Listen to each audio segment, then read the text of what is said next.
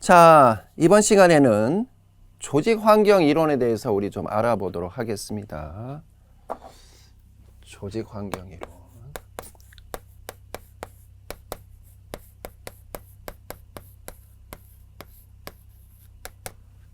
자, 조직 환경 이론 보시면 먼저 상황 이론이 있습니다. 상황.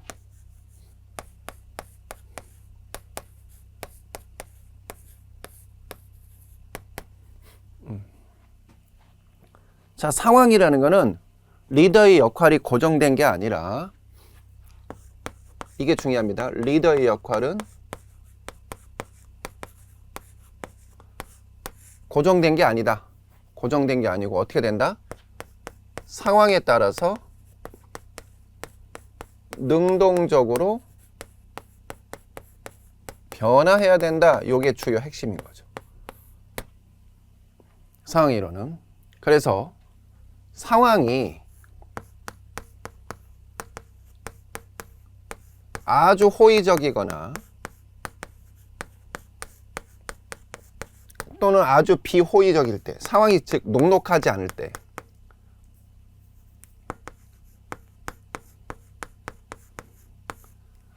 그때는 어떻게 되냐?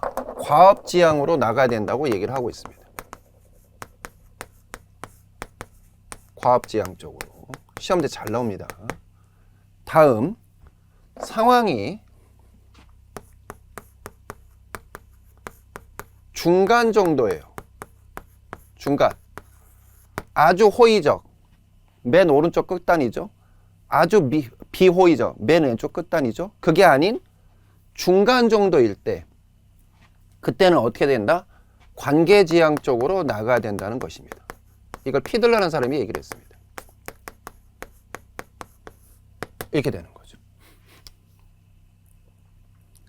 그래서 상황이론, 다시 한번 강조드립니다. 리더는 상황에 따라서 다양한 방법, 다양한 수단을 활용할 줄 알아야 된다. 그래서 효과적인 어떤 목적 달성을 이루어야 된다. 대신에 이제 단점이 있죠. 왜냐하면 리더가 뭔가 일관성을 가져야 되는데 일관성을 가지지 못하고 이럴 때마다 바뀌고 저럴 때마다 바뀌기 때문에, 그래서 일관성이 부족하다. 그 다음에 나름대로 어떤 통일성이 부족하다는 그런 단점, 즉 비판을 받기도 한다. 이것도 함께 기억을 해 주셨으면 좋겠습니다. 다음, 정치경제 이론에 대해서 말씀을 좀 드리자면, 정치경제 이론. 요즘 요게 대세죠. 정치경제 이론. 정치경제. 정치는 뭐냐면은요, 세력이에요. 세력, 즉 인적 자원을 기반으로 합니다. 경제는 재화를 얘기합니다. 재화. 따라서 이거는 물적 자원을 의미를 합니다. 그래서 요 인적 자원과 물적 자원, 요 개념이 자원동원 이론, 지역사회 복지론의 자원동원 이론하고도 상당히 맥락을 같이 한다. 한 번 더, 자원동원 이론하고 맥락을 같이 하는 사회복지 행정의 조직 이론은 무엇입니까? 그러면 정치경제 이론이다. 이렇게 보시면 되는 거예요. 그래서 정치경제 이론을 다른 말로 자원의존이라고도 하는데, 그냥 참고적으로 알아두세요. 이거를 자원의존이라고도 합니다.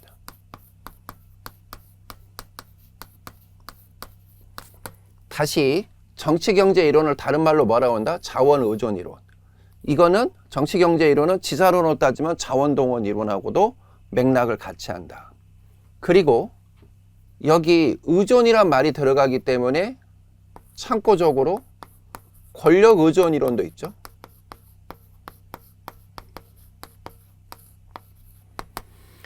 이 권력 의존 이론은 아시다시피 사회복지기관이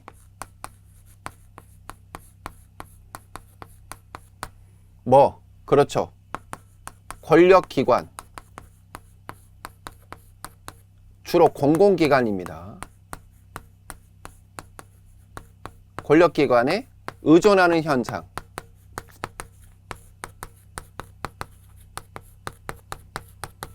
이게 바로 권력 의존 이론이다.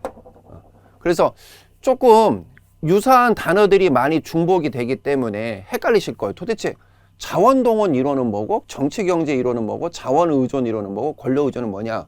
다시 설명드릴게요. 정치경제 이론을 다른 말로 자원의존 이론이라고 하고 지사론의 자원동원 이론하고 거의 맥락을 같이 한다. 똑같지는 않지만. 왜? 인적 자원, 물적 자원을 활용하는 건 똑같기 때문에. 그리고 권력 의존 이론은 조금 뭐라고 할까요? 많이 큰 차이는 없긴 하지만 그래도 조금 개념이 다른데 사회복지기관이 권력기관에 의존하는 현상. 주로 이제 독지가라든가 공공기관의 어떤 거기에 의탁할 수밖에 없는. 왜 의탁할 수밖에 없죠? 자, 비영리 사회복지기관은 대부분 비영리 기관이고 비영리 기관은 사업을 하기 위해서 어쩔 수 없이 공공재원에 의존할 수밖에 없어요. 따라서 시군구 또는 시도의 영향력을 벗어나기가 되게 어려워요. 그러니까 결국은 공공기관이 어떤 사업에 의해서 이걸 하겠습니다 하면은 사회복지기관은 거기에 거의 따라갈 수밖에 없는 즉 독립성이 약간 저하되는 그런 현상이 나타나는 거죠. 그래서 권력의존 이론에서 가장 중요한 거는 독립성을 확보하는 것이고 그 독립성을 확보하기 위해서는 다양한 후원자를 발굴하고 개발하고 그리고 독자적으로 뭔가 수행할 수 있는 그런 역량을 구비해야 된다. 그게 시험 문제에 잘 나오죠. 그래서 정치경제 이론 마저 설명을 좀 드릴게요. 정치와 경제는 상호작용한다. 이게 중요해요. 정치와 경제는 뗄래야 뗄 수 없는 상호작용 관계. 이게 시험제 잘 나옵니다. 다시 얘는 얘대로 가는 게 아니라 얘와 얘가 상호작용한다. 그래서 사회복지 조직이 또는 사회복지 기관이 정치, 경제 힘에 영향을 받을 수밖에 없다는 거예요.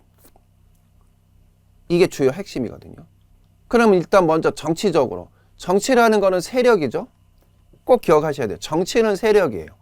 그러면 자, 예를 들어서 국회를 놓고 보자면 다수당이 있을 거 아니야. 국민의 선택에 의해서 300석인데 300석 중에서 예를 들어서 200석을 장악했어. 3분의 1을. 어떤 A라는 정당이. 그러면 무소불위의 힘을 갖는 거죠. 그러면 이들에 의해서 수많은 법률들이 나오겠지. 그죠? 그럼 사회복지 관련된 법률들이 나오면 그걸 가지고 어떻게 되는 거예요? 그렇죠. 행정부는 거기에 맞게끔 시행령과 시행규칙을 만들어야 되는 거예요. 그러면 자연스럽게 권력 의존 이론에 의해서 우리는 사회복지 기관은 거기 따라갈 수밖에 없는 거예요. 그 법령에 의한 그 규정에 의한 그대로 따라갈 수밖에 없는 현상이 나오는 거죠.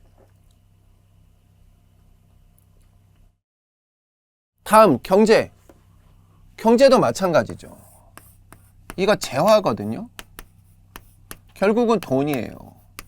자, 멀리 갈 필요도 없고요. 두 가지만 볼게요. 경기가 호황이다. 경기가 불황이다. 호황일 때는 주로 뭘 선택합니까? 정치적으로.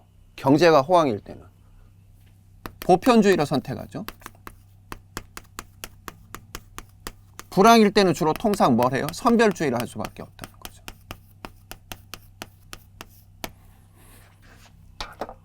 그러면 사회복지기관도 보편주의와 선별주의의 영향을 받아가지고 역시 기관의 어떤 목표 설정부터 시작해서 다시 새롭게 해야 되고 운영도 새롭게 해야 되는 그런 상황이 나오는 거예요.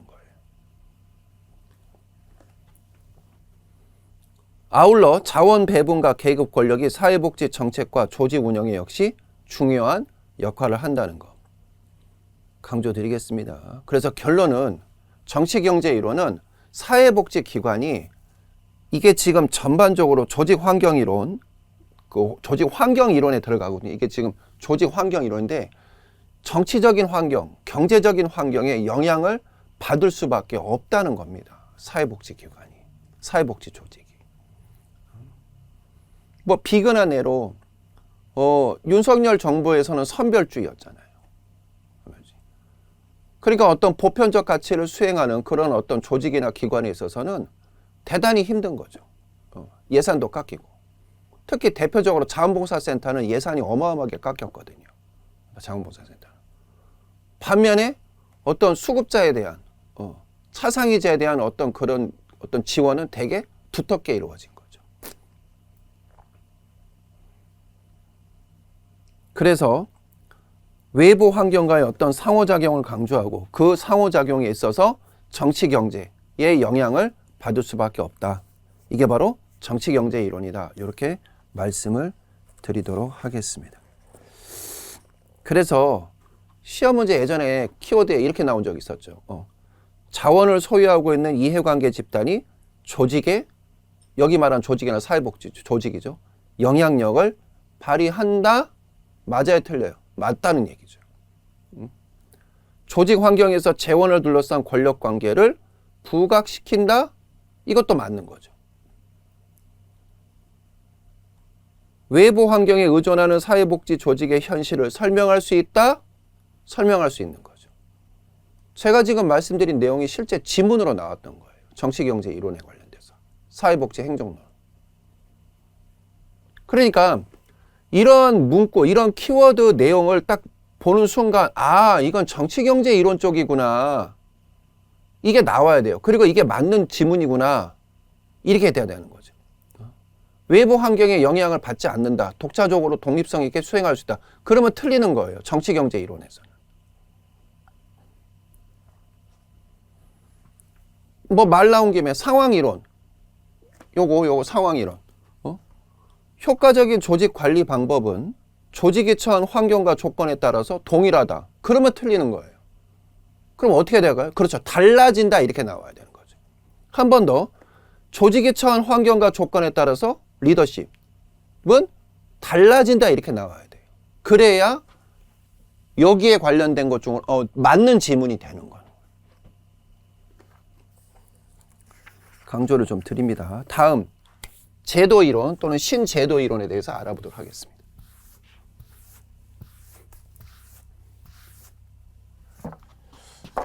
제도 이론 또는 신제도 이론이라고 하는데, 자, 제도라는 거는 뭐냐면 일본식 한자, 우리나라 그 사회복지 사회복지뿐만이 아니라 뭐 다른 학과도 마찬가지지만 일본식 한자 영향을 대단히 많이 받아요. 그러면 일본식 한자 의미에서 제도라는 거는 뭐냐면 시스템이에요. 시스템. 다 아시다시피. 그러면 시스템을 우리식 한자로 좀 변형을 시킬게요. 이게 뭐냐면 바로 구조예요. 구조. 그러니까 물론 스트럭처도 있긴 하지만 구조예요. 구조. 그러면 자, 방 구조가 이렇게 생겼어. 그러면 그 구조에 맞게끔 우리가 살 수밖에 없는 거예요. 그렇잖아요. 자, 방 구조가 원래부터 30평이야. 원래부터 15평이야. 원래부터 50평이야. 방 구조가. 그러면 그 구조에 맞게끔 가구 수를 선정해야 되고 가구를 배치해야 되고 그렇죠?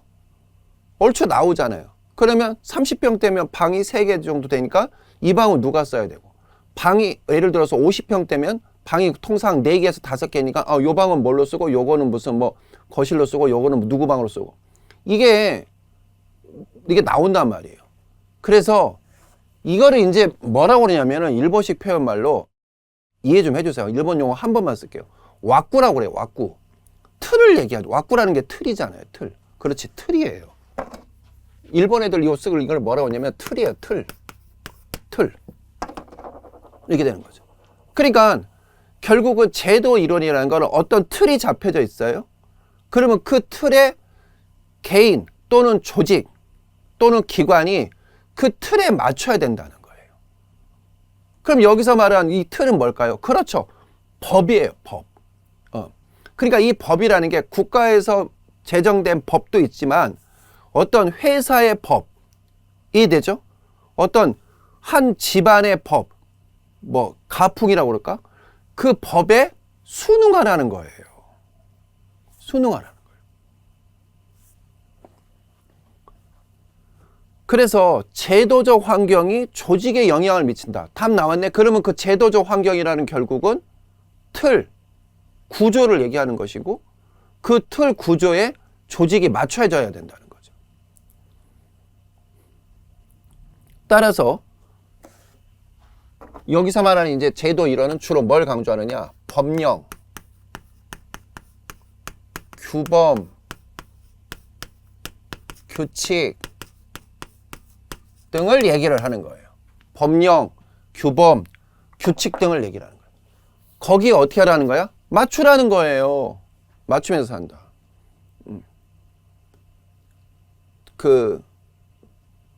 재미있는 얘기 하나 해드릴게요. 재미있는 얘기. 제가 개인적으로 좋아하는 야구 선수가 한 명 있어요. 김혜성 선수라고. 김혜성 선수. 넥센에 있다가, 넥센이 아니지. 지금은 키움이로 바꿨지. 키움 히어로즈. 거기 유격수로 있다가, LA 다저스로 갔거든요. 지금, LA 다저스에서 정말 아주, 발굴의 실력을 보이고 있습니다. 김혜성 선수가. 근데 이제 김혜성 선수가 안타를 쳤어요. 누군가 안타를 쳐가지고 홈으로 막 들어와서 자기도 물론 안타를 쳤긴 했지만 홈으로 돌아와서 이제 홈 플레이트를 밟으면 점수를 얻는 거잖아요. 얻는 과정에서 처음으로 자기가 득점을 했단 말이야. 메이저리그 딱 올라와서. 근데 그 유명한 오타니 쇼헤이 정말 더 이상 설명이 필요 없는 그 유명한 오타니 쇼헤이. 네. 홈런도 잘 치고 던지기도 잘하고. 조금만 더 얘기할게요. 오타니 쇼헤이가 어떤 선수냐면 혹시 우리 월드 베이스볼 클래식 기억나시나요? 일본 도쿄돔에서 일본이랑 야구할 때 마지막에 우리가 역전승 했지 않습니까? 기억나시죠? 예. 근데 7회인가 8회까지 오타니 쇼헤이가 공을 던졌는데요. 손도 못 댔어요. 그러면서 그 유명한 이대호 선수가 이런 얘기를 했어요. 야, 차원이 다르다 이렇게 얘기해요.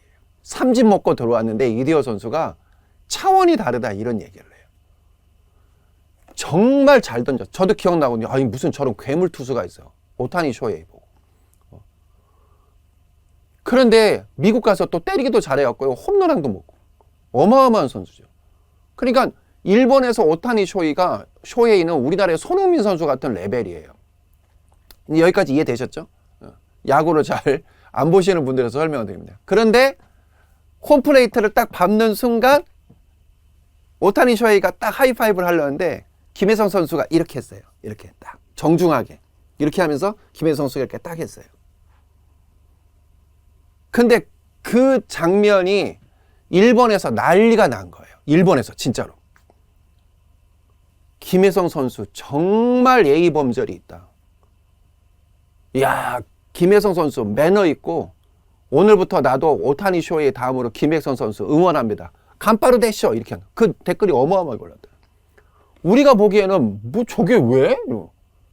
왜 그러냐면 그게 선배에 대한 예우예요. 일본 애들은 저도 일본서 생활을 좀 했지만은 일본 사람들은 자기 센파이에 대한 일본 선배에 대한 예우가 확실해요.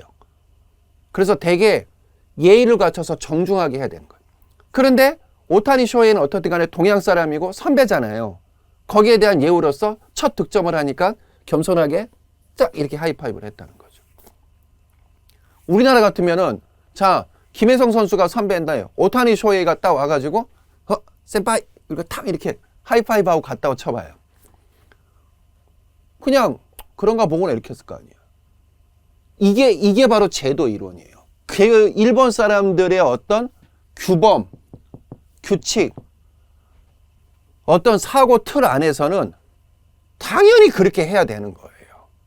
김혜성 선수가 알고 그런 행동을 했는지 또는 진심으로 그냥 예의상 그렇게 했는지는 모르겠지만 정말 일본 사람들 눈에는 바람직한 행동이 있거든요. 후배로서. 이해되시나요? 일본에서는 젓가락을요, 우리처럼 이렇게 놓으면 안 돼요. 여러분들 보는 방이요, 이렇게 놓으면 안 돼요. 그 대단한 신뢰예요. 그럼 젓가락 어떻게 놔요? 사선으로 놓거나 이렇게 놔야 돼요. 이거 되게 우리는 젓가락을 이렇게 놓잖아요. 상대방을 해서 이렇게 반대편에 앉으시면. 그거 큰 신뢰란 말이에요. 기억나시나요? 그래서 이렇게 돌려놔요. 이렇게. 그러면 그게 뭔데? 그런데 그렇게 하면은 예를 들어서 한국 사람 이렇게 하자. 그럼 당신 진짜 제대로 배웠다. 뭔가 아는 분이 이렇게 얘기한다는 거죠. 일본 사람 입장에서는. 그러면서 그 다음부터 이제 술술 풀리는 거야. 진짜로.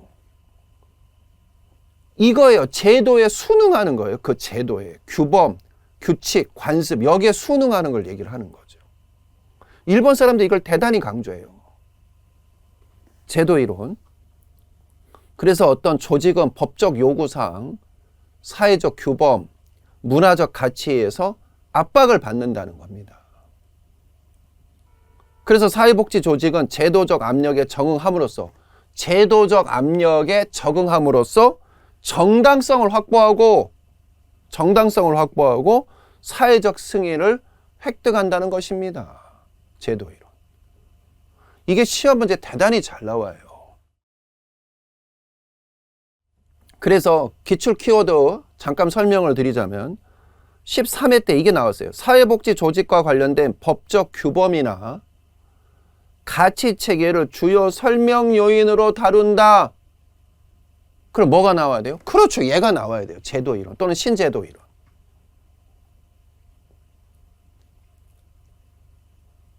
조직의 생존을 위한 적응 기제를 주목한다. 적응 기제. 기제라는 거는 시스템이잖아요. 그럼 이게 나와야 되는 거예요. 지문 5개가 쭉 있는데, 뜬금없이 여기서 하나가 나온다는 거죠. 어떤 조직의 권력관계를 강조한다. 그러면 틀리는 거예요.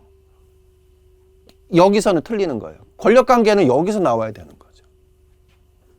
여기는 무조건 무슨 규정, 규범, 그 다음에 무슨 수능 이런 말이 나와야 되는 거죠. 적응. 이거 되게 중요합니다. 사회복지행정론 고득점 없는 방법은 간단해요. 번지수만 잘 찾으면 돼요. 어떤 개념에 대해서 이 지문은 어느 쪽이고 이 지문은 어느 쪽이고 이것만 잘 찾으면 돼요. 그럼 진짜 고득점 나와요. 조직군 생태학 이론 알아보도록 하겠습니다.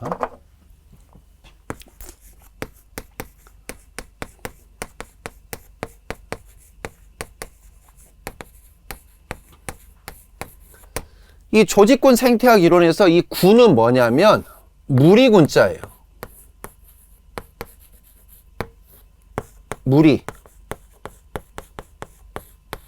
무리군. 우리가 조선원에 군집 표집할 때 군자도 요걸 써요. 무리군자. 그럼 결론은 뭐냐면 조직군 생태학이라는 건 뭐냐면 벌써 집단의 개념이 들어가는 거예요. 그룹. 영어로 얘기하면 그룹의 개념이 벌써 들어가는 거예요. 조직군 생태학이론. 이해되시죠? 그러니까 어떤 그룹 단위의 조직이 있어. 거시적인 어떤 그룹 단위의 조직이 있어. 그러면 이 조직은 환경의 영향을 받는다는 거예요. 환경의 영향을 받는다는 거예요. 어떤 환경? 외부 환경의 영향을 받는다는 거죠. 아주 쉬운 설명을 하나 드릴게요. 아주 쉬운. 예전에는 육군이 이거였어요. 육군이. 다시 한번 불과 몇 년 전까지만 해도요. 육군, 해군, 공군이 있으면 육군이 이거였단 말이에요. 넘버원이었단 말이에요. 그런데 시간이 점점점 흐를수록 이제는 총 들고 싸우는 개념이 아니라는 거예요. 점점. 예전에는 총 들고 서로 보면서 탕탕탕 이렇게 싸웠잖아요. 이제는 그런 개념이 아니라는 거예요. 그럼 뭐라는 거야? 이제는 미사일로 쏴버린다는 거죠. 드론이 간다는 거죠. 드론. 잠수함이 간다는 거죠. B2 폭격기가 가서 때려버린다는 거죠. 그러면서 우리나라의 작전 반경도 북한만 봤는데 잠재적인 적인 중국, 러시아, 그럼 거기까지 도달해야 되잖아요. 그러면 거기를 어떻게 걸어서 갈까요? 오늘도 걷는다마는 정처없는 아니잖아. 그럼 결국은 어디를 키울 수밖에 없는 거야? 해군. 해군도 장거리로 갈 수 있는 거는 배가 아니라 뭐겠어요? 잠수함. 그래서 우리나라 해군은 지금 계속 잠수함 만드는 이유가 거기 있는 거예요. 잠수함이 원거리로 갈 수 있거든. 눈에도 잘 안 띄고. 다음, 항공기, 전투기 계속 개발하잖아요. 미사일. 그러다 보니까 자연스럽게 육군은 축소가 돼요. 그래갖고 전방에 있는 사단은 상당수가 없어졌어요. 그 유명한 이기자 인사할 때도 이기자, 그 유명한 이기자 부대 없어졌잖아요. 그 외에 다른 부대들 몇 개 있어요. 사단 없어졌어요. 다 전부 통폐합됐어요. 야, 나는 이기자 부대가 없을 줄 나는 꿈에도 몰랐다. 진짜 그 역사와 전통이 이기자. 군단도 전부 다 통폐합이 되고. 반면에 해군은 어떻게 되겠어요? 계속 증강되고 있어요. 공군도 어떻게 되고 있어요? 증강되고 있어요. 자, 환경이 급변하고 있어요. 대한민국을 중심으로 세계, 정세가요, 변하고 있단 말이야. 그러니까는 그 무리, 집단 개념인 육군, 이때 군자는 군대 군자예요. 헷갈리면 안 돼요. 육군이라는 일단 무리가 영향을 받는다는 거지. 이걸 뭐라고 그래요, 우리가? 조직군 생태학 이론이라고 하는 거예요. 자, 사회복지 조직이 환경에 영향을 받아 상황에 따라 변모해야 된다는 거예요. 변모해야 된다. 그런데 지금은 예를 들어서 보편주의보다 선별주의를 강조하는 그러한 상황이다. 환경이다. 그러면 거기에 맞게끔 프로그램을 개발해야 된다는 거예요. 그래야 그 조직이 살아남는다는 거예요. 다음, 선별주의보다는 보편주의로 나가는 추세다. 그러면 역시 탈바꿈을 해야 돼요. 보편주의에 맞게끔 프로그램을 개발을 해야 되는 겁니다. 그렇게 나가야 된다는 거죠.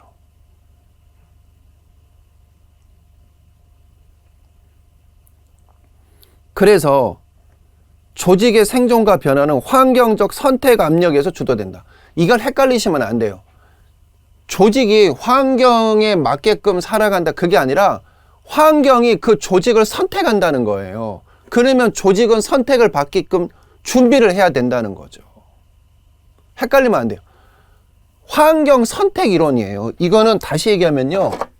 조직권 세는 환경이 선택하는 거예요. 환경이 그 조직을. 고로 조직은 다시 한번 강조합니다. 환경에 변모하는 그 환경의 선택을 받기 위해서 어떻게 되는 거예요? 준비를 하고 있어야 된다는 것입니다.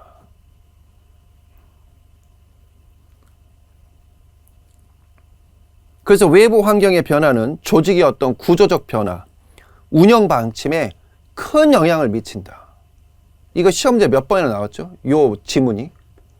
다시 한번 외부 환경의 변화는 그 사회복지 조직의 어떤 구조적 변화, 운영 방침이 어떻다? 큰 영향을 미친다는 것입니다. 그 다음에 조직군의 진화는 조직이 변화된 환경에 적응하거나 새로운 환경에 진입하면서 이루어진다. 그럼 답 나왔네? 조직이 소멸하는 이유는 뭐냐? 간단하는 거예요. 준비가 안 됐다는 거예요.